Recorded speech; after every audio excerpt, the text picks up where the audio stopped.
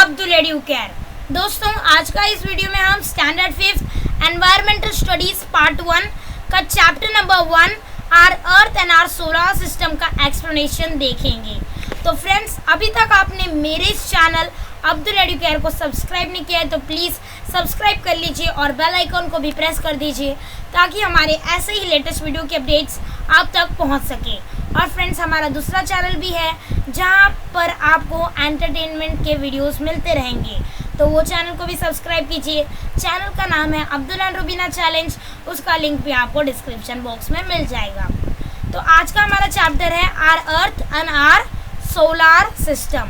तो हम अपनी पृथ्वी और हमारे सोलर सिस्टम के बारे में पढ़ेंगे। तो चलिए वीडियो को स्टार्ट करते हैं। When we look up from an open ground, we see the sky. जब आप खुले ग्राउंड में या खुले मैदान पर आप ठहरकर ऊपर देखोगे, लुक अप करोगे, तो आपको क्या दिखेगा? स्काई दिखेगा। In a clear night sky we can see many stars.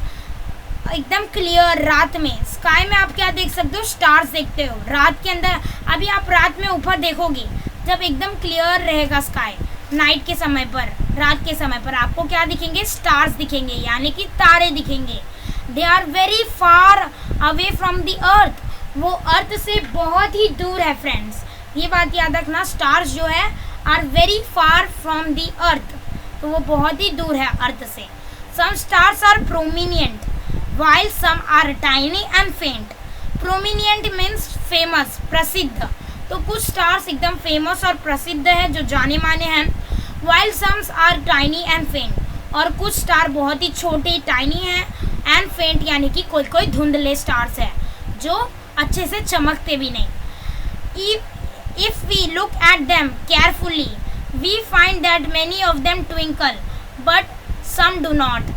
अगर हम उन स्टार्स को एकदम केयरफुली, एकदम ध्यान से देखते हैं स्टार्स को फ्रेंड्स, तो हम ये महसूस करते हैं कि स्टार्स जो है क्या होते हैं? ट्विंकल होते हैं, यानी कि वो चमकते हैं। बट सम डू नॉट, पर कोई कोई स्टार्स नहीं चमकते और कोई चमकते भी हैं। The sun and the moon are comparatively close to the earth. जो सन और जो मून, सन यानी कि सूरज, मून यानी कि चांद, ये दोनों सन से बहुत ही क्लोज है। सॉरी, जो सन है और मून है वो दोनों अर्थ से यानी कि पृथ्वी से बहुत ही क्लोज है। So we can see their round shapes clearly. इसीलिए हम पृथ्वी पर रहकर भी उनका जो राउंड यानी कि गोल शेप है वो क्लियरली, साफ देख सकते हैं। The sun, the moon, the stars, the planets etcetera all known as heavenly bodies. Sun यानी कि सूरज, मून यानी कि चांद, स्टार्स यानी कि तारे, प्लैनेट्स, ये सारी चीज़ों को हम क्या बोलते हैं? इन सारी चीज़ are also known as heavenly bodies. ये सारी चीज़ों को हम हेवनली बॉडीज भी कहते हैं।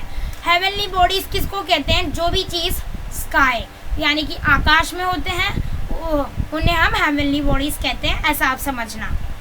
ट्राई दिस, इसको आपको ट्राई करना है। Observe the sky on 2 clear nights.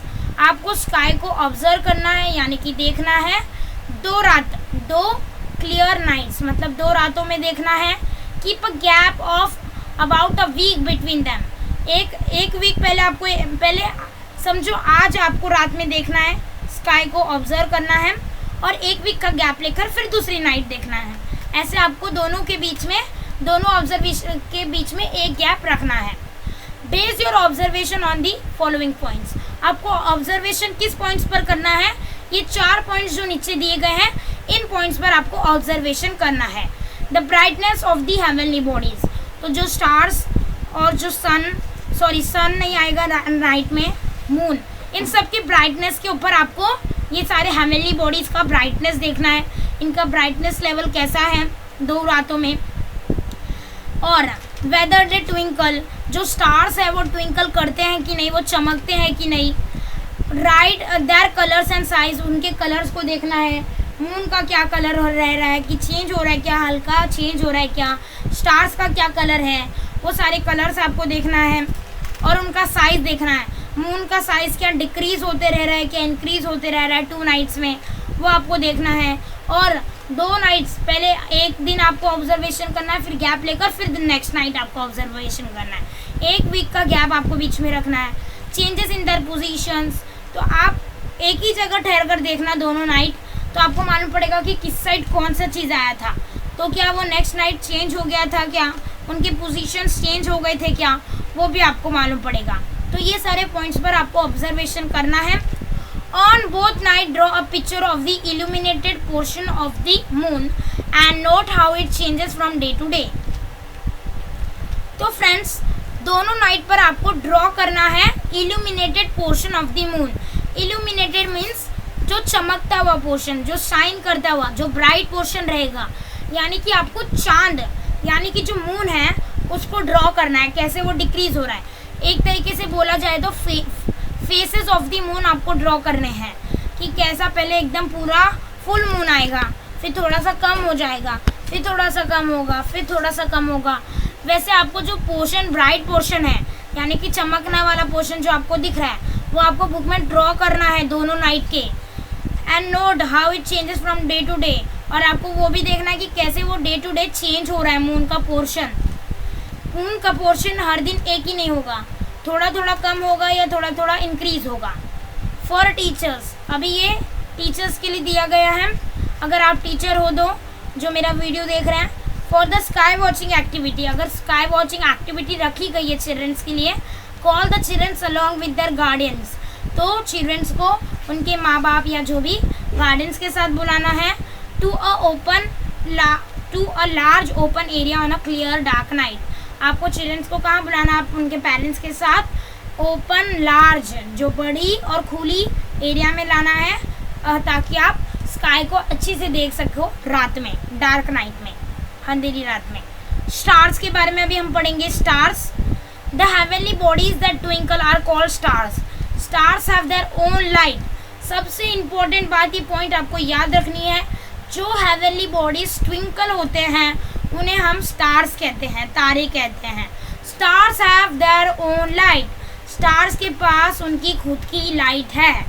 The sun is a stars, sun भी एक स्टार है। It is closer to us than any of other stars. Sun ही एक ऐसा स्टार है जो हमारे से बहुत क्लोज है, हमारी पृथ्वी से क्लोज है अदर स्टार से। बाकी हमारे अदर्स जो स्टार्स है वो बहुत ही दूर है हमारी पृथ्वी से। Hence it appears big and brilliant. इसीलिए जो सन है वो बहुत ही नज़दीक है, इसीलिए वो हमें बहुत ही बिग लगता है और बहुत ही ब्रिलियंट यानी कि ब्राइट लगता है। In its bright light during the day we can not see other stars. उसकी ब्राइट लाइट की वजह से, उसकी शाइनिंग लाइट की वजह से दिन के समय में हम दूसरे स्टार्स को नहीं देख सकते। यही एक रीज़न है हम दिन में स्टार्स को क्यों नहीं देखते, खाली रात में ही क्यों देखते, क्योंकि दिन में जो है सन आता है और सन की लाइट एकदम ब्राइट होती है, एकदम चमकेदार होती है।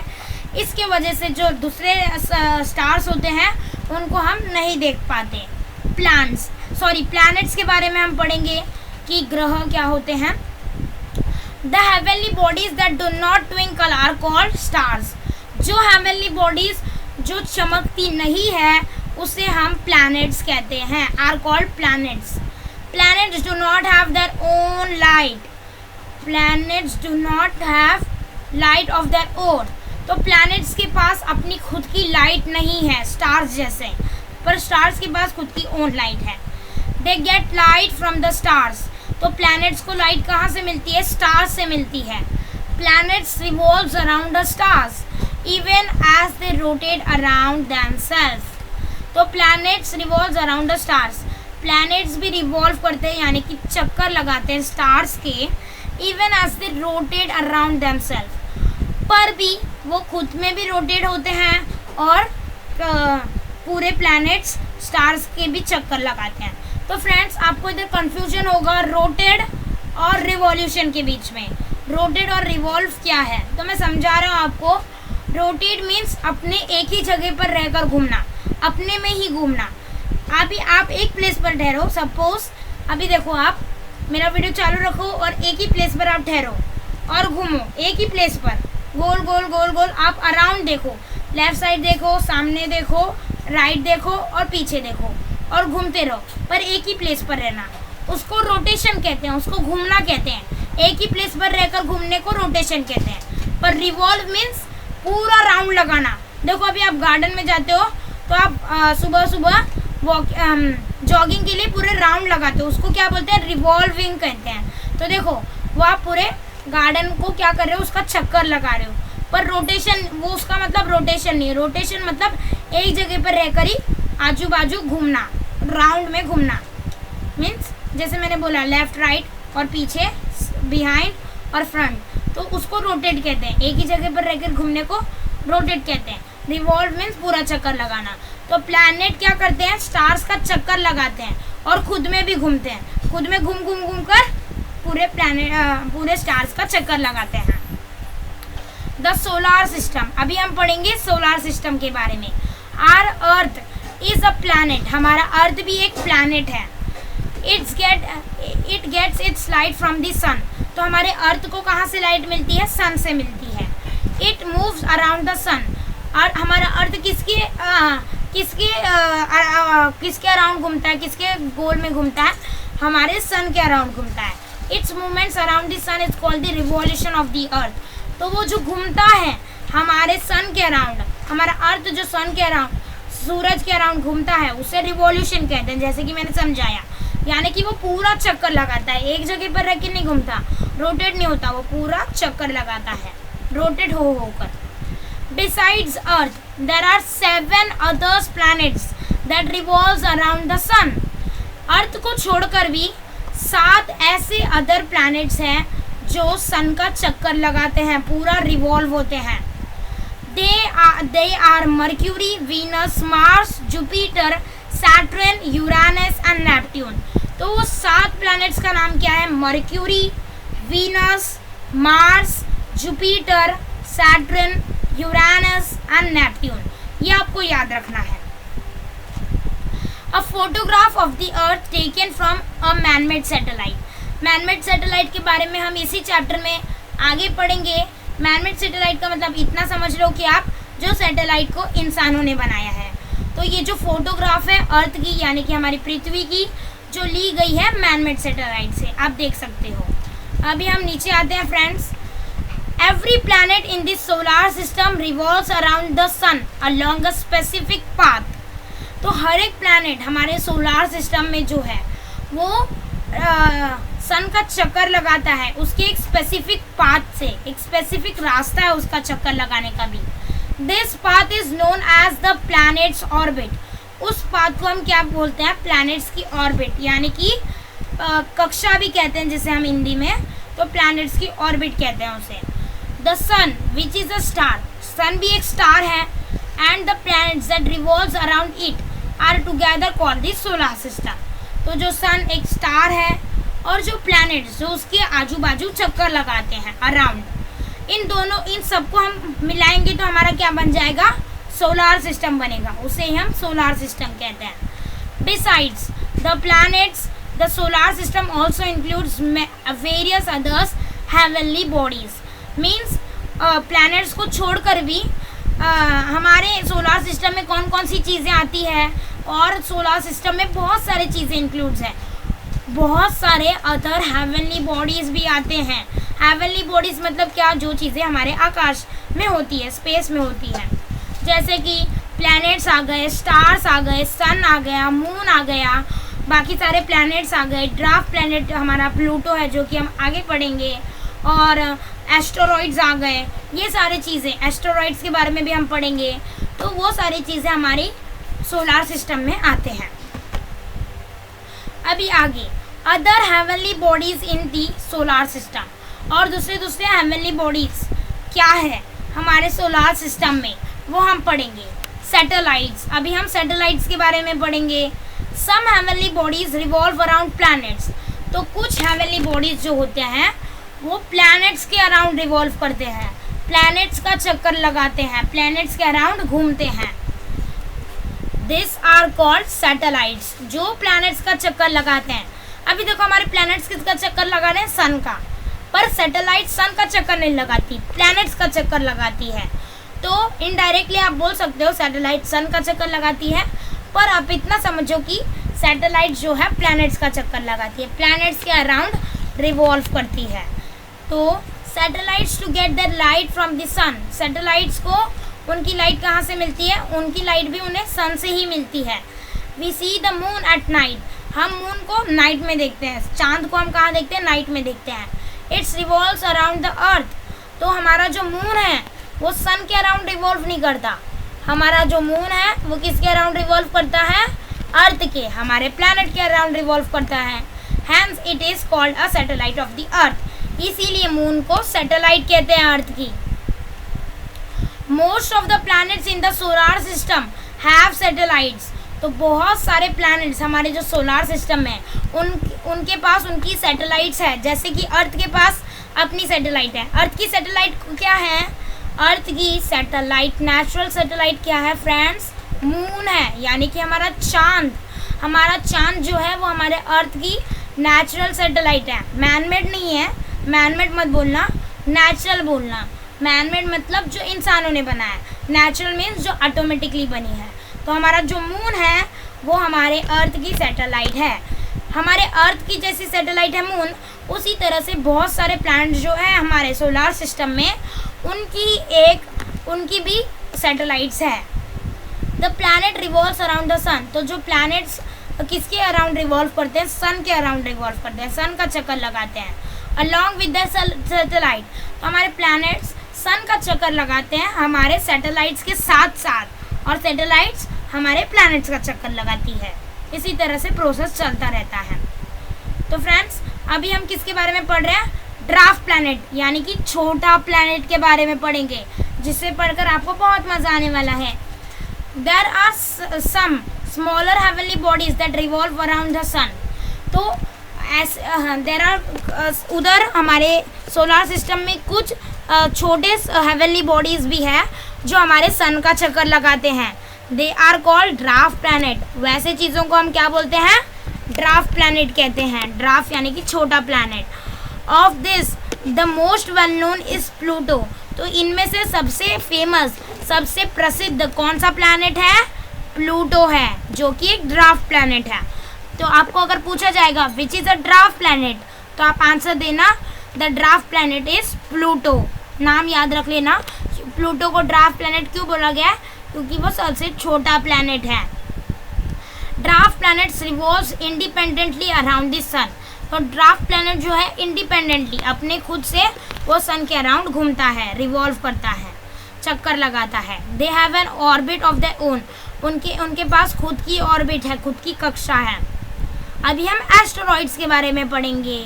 Between the Mars and Jupiter there is a band of numerous small heavenly bodies, तो बिटवीन यानी कि बीच में, मार्स प्लैनेट के बीच में और जुपिटर प्लैनेट के बीच में बहुत सारे छोटे छोटे हेवनली बॉडीज है। दे आर कॉल्ड एस्टेरॉइड्स, उन्हें हम क्या कहते हैं? एस्टेरॉइड्स।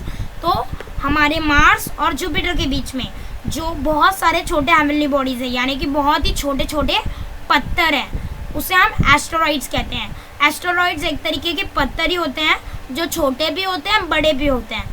तो हमारे मार्स और जुपिटर के बीच में बहुत सारे एस्टेरॉइड्स हैं, उन्हें हम क्या कहते हैं? एस्टेरॉइड्स कहते हैं। बहुत ही छोटे हैं, स्मॉल्स हैं, और उन्हें हम एस्टेरॉइड्स कहते हैं फ्रेंड्स, और बहुत ही ज़्यादा है, न्यूमरस है।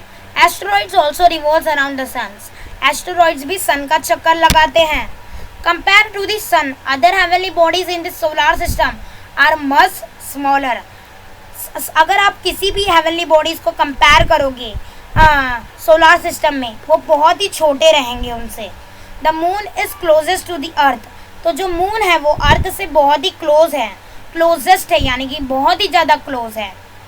आप पढ़ोगे 5th स्टैंडर्ड में होना भी आप, तो आप कंपैरेटिवली, सुपर, तो ये 3 स्टेज रहेंगे डिग्रीज ऑफ कंपैरिजन में आपको इंग्लिश स्टैंडर्ड में, इंग्लिश में रहेंगे। मैं उसका वीडियोस भी आपके लिए लाऊंगा फ्रेंड्स। तो वो ग्रामर है इंग्लिश का, तो टाइम मिलेगा तो मैं उसका वीडियोस भी लाऊंगा। मीन्स अभी आप क्लोजेस्ट समझ लो, क्लोजेस्ट मीन्स सबसे ज़्यादा क्लोज है मून अर्थ से।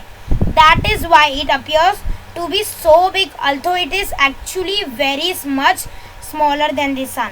तो देखो जो मून है वो सन से बहुत ही छोटा है। देखो सबसे बड़ा कौन है हमारे पूरे सोलर सिस्टम में, जल्दी कमेंट बॉक्स में लिखो। सबसे बड़ा है सन। और अभी देखो सबसे बड़ा सन है, हमारा मून छोटा है, सन से भी छोटा है हमारा मून, बहुत छोटा है सन से, वेरी मच स्मॉलर बोला गया है। मीन्स हमारा जो मून है वो बहुत ही छोटा है सन से। तो क्यों हमें वो इतना बड़ा दिखता है इतना छोटा होने के बावजूद भी? क्योंकि वो हमारे से बहुत ही नज़दीक है। अभी देखो कोई भी आप चीज़ लो, आप उसको रखो और उससे बहुत ही दूर जाओ तो आपको क्या दिखेगा? वो एकदम छोटा दिखेगा। भले ही वो बड़ा भी क्यों ना हो, वो आपको छोटा ही दिखेगा क्योंकि आपने बहुत ही दूर चले गए। अभी आप छोटी भी चीज़ रखो और उसके नज़दीक रहो तो आपको वो बड़ी ही दिखेगी। वो छोटी भी है पर भी बड़ी क्यों दिखेगी? क्योंकि आप उसके नज़दीक हो। उसी तरह से हमारा मून भी छोटा है पर भी हमें वो बहुत ही बड़ा दिखता है अर्थ पे से, क्योंकि वो बहुत ही क्लोज है अर्थ से। और सन बहुत ही बड़ा है पर दूर भी है, इसीलिए हमें वो उतना ही दिखता है। A diagram of the solar system is given below. जो डायग्राम है सोलर सिस्टम का वो नीचे दिया गया, वो अब हम देखेंगे। In it you see the sun in the centre. हम उसमें क्या देखेंगे? सन जो है सेंटर में है। The heavenly bodies that revolve around it and their orbit. तो हम उनमें हेवनली बॉडीज देखेंगे यानी कि प्लैनेट्स देखेंगे जो सन के अराउंड रिवॉल्व करते हैं, और उनकी ऑर्बिट भी देखेंगे, उनकी कक्षा देखेंगे जिससे वो घूमते हैं। The planets, the satellites, dwarf planets and asteroids are all part of the solar system. तो planet, satellites, dwarf planet, छोटे planet, asteroids यानी कि पत्थर, ये सारे हमारा पार्ट है सोलर सिस्टम का। अभी देखो ये डायग्राम देखो आप फ्रेंड्स, डायग्राम देखो। डायग्राम में सेंटर में सन है जो कि सबसे बड़ा है, और आप सन को कंपेयर करो तो फ्रेंड्स ये वाला जो है ना हमारा, मैं आपको अंडरलाइन करके हाईलाइट करके बताता हूँ। ये देखो ये वाला जो है ना, ये मून है हम लोग का, इधर लिखा भी गया है मून। मून देखो कितना छोटा सा चुन्नू सा है, और ये देखो सन कितना बड़ा है फ्रेंड्स। सन एकदम ज़्यादा बड़ा है पर भी वो हमें कितना देखो मून इतना छोटा होने के बावजूद भी हमको अर्थ पे से बड़ा ही लगता है। क्यों बड़ा लगता है? क्योंकि वो देखो अर्थ देखो, ये अर्थ है, ये वाला जो है अर्थ है। देखो अर्थ से कितना नज़दीक मून है और देखो अर्थ से कितना दूर है सन। तो इसीलिए हमें ये मून जो है ना बहुत ही बड़ा लगता है, अच्छे से दिखता है। तो अभी आप देखते हो, मैं रफ करता हूँ पहले इसको, फिर आपको पूरा डायग्राम समझाता हूँ। अभी चैनल को सब्सक्राइब नहीं किया है तो चैनल को आप सब्सक्राइब करें। तो देखो फ्रेंड्स, ये जो है ना सन हमारा जो है सेंटर में है। सन का है हम लोग का सेंटर में है, और सन के इस साइड कौन सा है? फर्स्ट वाला हमारा मर्क्यूरी है। फर्स्ट प्लैनेट कौन सा है हमारा? मर्क्यूरी। सेकेंड प्लैनेट कौन सा है हमारा? वीनस है। थर्ड प्लैनेट कौन सा है? अर्थ है। फिर फोर्थ प्लैनेट कौन सा है हमारा दोस्तों? फोर्थ प्लैनेट है हमारा मार्स। फिफ्थ प्लैनेट कौन सा है? जुपिटर। सिक्स्थ प्लैनेट कौन सा है? सैटर्न। फिर फर्स्ट हो गया, सेकेंड हो गया, थर्ड हो गया, फोर्थ हो गया, फिफ्थ सिक्स्थ हो गया। सेवेंथ प्लैनेट है यूरानस। एट प्लैनेट है नेपट्यून, और नाइन्थ और सबसे छोटा प्लैनेट है हमारा प्लूटो। तो देखो इधर लिखा है प्लूटो, ड्राफ्ट प्लैनेट है। प्लूटो जो है ड्राफ्ट प्लैनेट, हमने पढ़ा ना ड्राफ्ट प्लैनेट यानी कि छोटा प्लैनेट कौन सा है? प्लूटो है।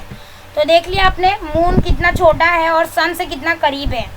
और मून देखो हमने देखा कि हमारा अर्थ जो है किसके ये देखो ये इनकी ऑर्बिट है, ये जैसे रिंग जैसा लग रहा है ना आपको, बड़ा बड़ा रिंग जैसा लग रहा है लाइन, जिसमें मून और अर्थ बैठे हैं,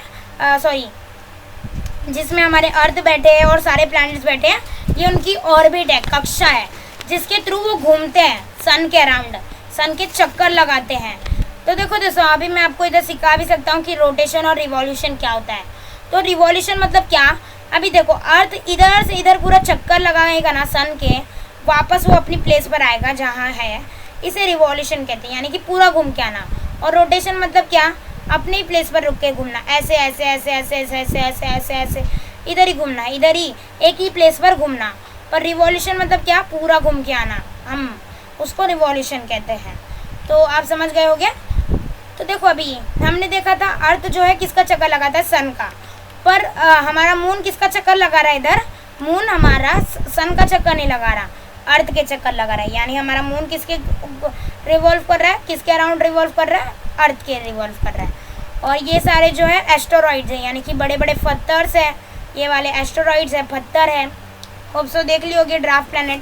तो यही है a diagram of our solar system. ये हमारा किसका डायग्राम है? सोलर सिस्टम का। प्लीज नोट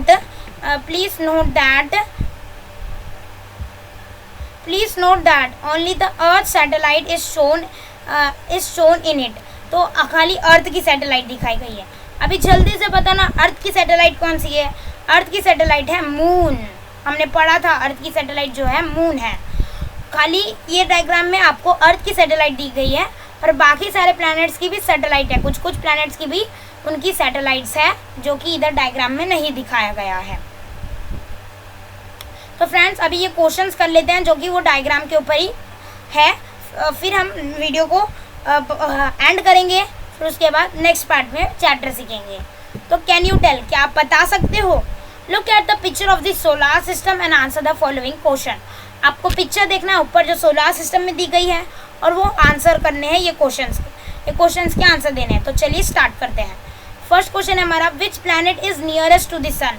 तो कौन सा प्लैनेट सन से सबसे नज़दीक है? वेरी गुड, आप तो इंटेलिजेंट हो, आप तो इसका आंसर दे ही सकते हो। तो क्या आपने देख लिया, सोच लिया आंसर क्या है?